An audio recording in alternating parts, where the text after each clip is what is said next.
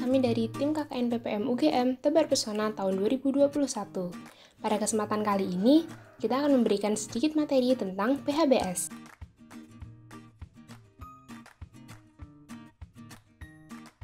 Apa itu PHBS? PHBS adalah pola hidup bersih dan sehat, di mana semua perilaku kesehatan yang dapat dilakukan atas kesadaran sehingga anggota keluarga atau keluarga lainnya dapat menolong dirinya sendiri di bidang kesehatan dan berperan aktif dalam kegiatan-kegiatan kesehatan di masyarakat. Secara umum, PHBS dibagi menjadi 5 jenis. Yang pertama adalah PHBS di rumah tangga. PHBS ini berkaitan dengan aktivitas sehari-hari dalam lingkungan rumah tangga. Yang kedua adalah PHBS di institusi pendidikan. PHBS ini berfokus pada penerapan PHBS di semua institusi pendidikan serta pencegahan peredaran alkohol serta nafza. Yang ketiga adalah PHBS di lingkungan tempat kerja. PHBS di lingkungan tempat kerja menyasar perilaku tidak merokok, alkohol, nafza, serta menerapkan PHBS di dalam lingkungan tempat kerja. Yang keempat adalah PHBS di tempat umum. Tempat umum seperti tempat ibadah, pasar, pertokoan, terminal, dermaga, dan lain sebagainya perlu diterapkan PHBS untuk menciptakan lingkungan yang sehat. Yang kelima adalah PHBS di fasilitas layanan kesehatan. Jenis fasilitas layanan kesehatan seperti klinik, puskesmas, rumah sakit perlu menerapkan PHBS untuk menciptakan lingkungan yang bersih dan mencegah penyebaran penyakit. Pada kesempatan kali ini, kita akan berfokus pada PHBS dalam rumah tangga. 10 PHBS dalam rumah tangga yang dapat diterapkan yang pertama adalah lakukan persalinan di fasilitas pelayanan kesehatan. Yang kedua, berikan ASI eksklusif pada bayi. Yang ketiga, rutin menimbang balita setiap bulan di posyandu. Yang keempat, makan buah dan sayur setiap hari. Yang kelima, melakukan aktivitas fisik setiap hari. Yang keenam, menggunakan air bersih. Yang ketujuh, mencuci tangan dengan sabun dengan air bersih yang mengalir. Yang kedelapan, membasmi sarang nyamuk seminggu sekali. Yang kesembilan, menggunakan jamban yang sehat. Yang kesepuluh, tidak merokok.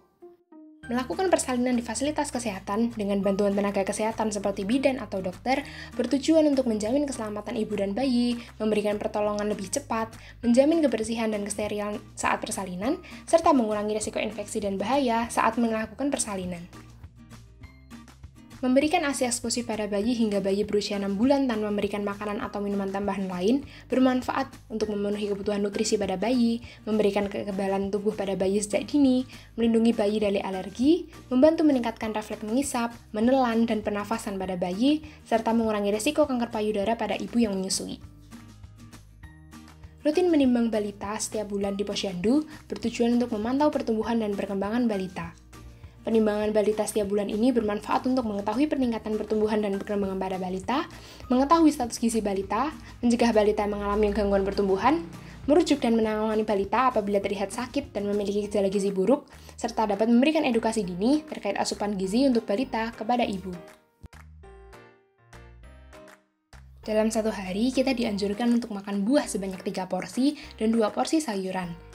Konsumsi buah dan sayur secara rutin bermanfaat untuk memenuhi asupan serat, vitamin, mineral, meningkatkan kekebalan tubuh, meningkatkan kekuatan otot, tulang, gigi, mengatur kadar kolesterol, memperlancar pencernaan, serta dapat digunakan sebagai sumber antioksidan dan mencegah dari beberapa penyakit. Dalam satu hari, kita dianjurkan melakukan aktivitas fisik selama 30 menit. Melakukan aktivitas fisik setiap hari dapat bermanfaat untuk mencegah dari penyakit kardiovaskular, mengendalikan berat badan, menjaga kekuatan, kebugaran, dan bentuk tubuh, menjaga kesehatan fisik dan mental, otot lebih lentur, dan tulang lebih kuat, serta kita dapat meningkatkan rasa percaya diri. Air merupakan kebutuhan hidup sehari-hari. Kita dianjurkan menggunakan air yang bersih karena air yang tidak bersih dapat mengandung banyak kuman dan bakteri yang dapat menyebabkan berbagai macam penyakit. Syarat-syarat air bersih diantaranya adalah air tidak berwarna, air tidak keruh, air tidak berasa, dan air tidak berbau. Mencuci tangan yang baik dilakukan dengan air mengalir, dengan sabun, menyeluruh pada semua bagian tangan, dan dikeringkan dengan lap bersih. Manfaat dari mencuci tangan dengan air mengalir dan sabun, yang pertama adalah mencegah terkena penyakit, yang kedua adalah membunuh kuman, yang ketiga adalah mencegah penularan penyakit, yang keempat adalah menghilangkan berbagai kotoran dan bakteri infeksius yang dapat menular, yang kelima adalah menjaga kesehatan melalui hygiene. Membasmi sarang nyamuk seminggu sekali dengan 3M+, yaitu menguras, menutup, mengubur, serta menghindari gigitan nyamuk dengan menggunakan kelambu atau menyalakan obat nyamuk. Tujuan dari membasmi sarang nyamuk seminggu sekali dapat mengendalikan populasi nyamuk, mengurangi nyamuk penyebab penyakit, mencegah terjadinya penyakit akibat vektor nyamuk, serta menciptakan lingkungan yang bersih dan sehat.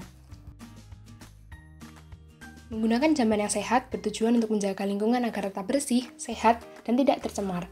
Syarat jamban sehat yang pertama adalah tidak mencemari tanah sekitarnya, yang kedua adalah mudah dibersihkan dan aman digunakan, yang ketiga dilengkapi atap dan dinding pelindung, yang keempat memiliki penerangan dan ventilasi yang cukup, yang kelima lantai kedap air dan luas ruangan memadai, yang terakhir adalah tersedia air, sabun, dan alat pembersih. PHBS yang terakhir adalah tidak merokok. Hal ini karena rokok mengandung berbagai bahan kimia yang berbahaya seperti nikotin, tar, dan karbon monoksida yang dapat menyebabkan kerontokan rambut, menyebabkan kelainan dan penyakit paru-paru kronis, merusak gigi dan menyebabkan bau mulut, menyebabkan stroke dan serangan jantung, memicu kanker, mengganggu kehamilan dan janin, serta menyebabkan kemandulan dan impotensi. Beberapa manfaat dari menerapkan PHBS dalam rumah tangga, yang pertama adalah menjaga setiap anggota keluarga agar tidak mudah sakit, yang kedua, anak dapat tumbuh sehat dan cerdas, yang ketiga, setiap anggota keluarga dapat sehat, bugar, dan giat beraktivitas serta bekerja, yang keempat, pendapatan dapat dialokasikan untuk memenuhi asupan gizi keluarga, dan hal lain untuk meningkatkan pendapatan, yang kelima adalah menghindari dari terkena penyakit yang dapat menular. Sekian informasi terkait PHBS dalam rumah tangga. Semoga informasi yang diberikan dapat meningkatkan pengetahuan dan bermanfaat bagi kita semua. Terima kasih.